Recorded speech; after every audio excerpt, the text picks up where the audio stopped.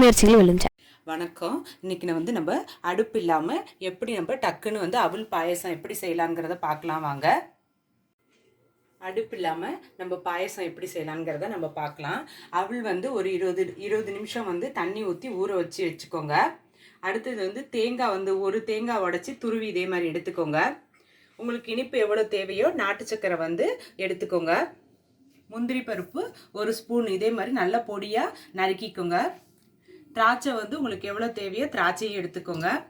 பேரிச்சம்பழம் ஒரு 4 பேரிச்சம்பழம் கொட்டையை நீக்கிட்டு இதே மாதிரி பொடியாக நறுக்கி எடுத்துக்கோங்க. இப்போ பாயசம் எப்படி செய்யலாங்கிறத பார்க்கலாம் வாங்க.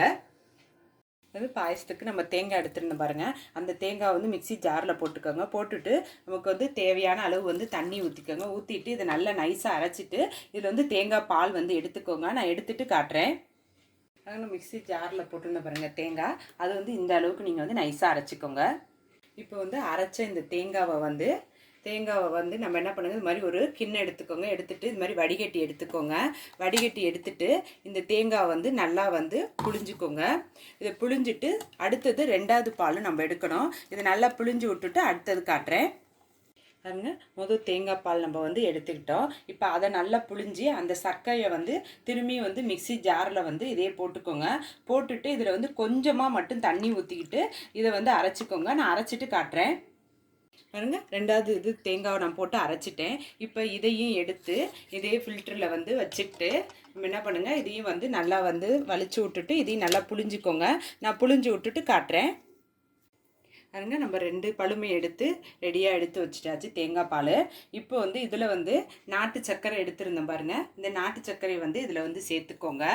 சேர்த்துட்டு இந்த நாட்டு சர்க்கரை கரையிற வரைக்கும் நல்லா மிக்ஸ் பண்ணி விட்டுக்கோங்க. மிக்ஸ் பண்ணிவிட்டு நான் காட்டுறேன் பாருங்க. தேங்காய் பாலில் நம்ம நாட்டு சர்க்கரையை நல்லா மிக்ஸ் பண்ணி விட்டுக்கிட்டேன்.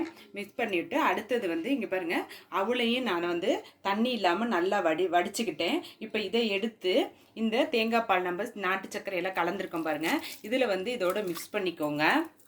போட்டுட்டு அடுத்தது நம்ம முந்திரி பருப்பு எடுத்துருந்தோம் பாருங்கள். இந்த முந்திரி பருப்பை பரவலாக போட்டுக்கோங்க. அடுத்தது திராட்சை எடுத்துருந்தோம். இந்த திராட்சையும் இதோட போட்டுக்கோங்க.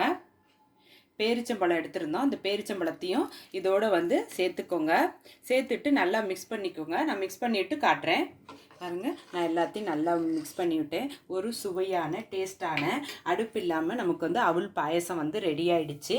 இந்த வீடியோ பாருங்கள். இந்த வீடியோ உங்களுக்கு பிடிச்சிருந்துச்சுன்னா லைக் பண்ணுங்கள், ஷேர் பண்ணுங்கள். உங்கள் முயற்சிகள் வெல்லும் சேனலுக்கு சப்ஸ்கிரைப் பண்ணுங்கள். நன்றி.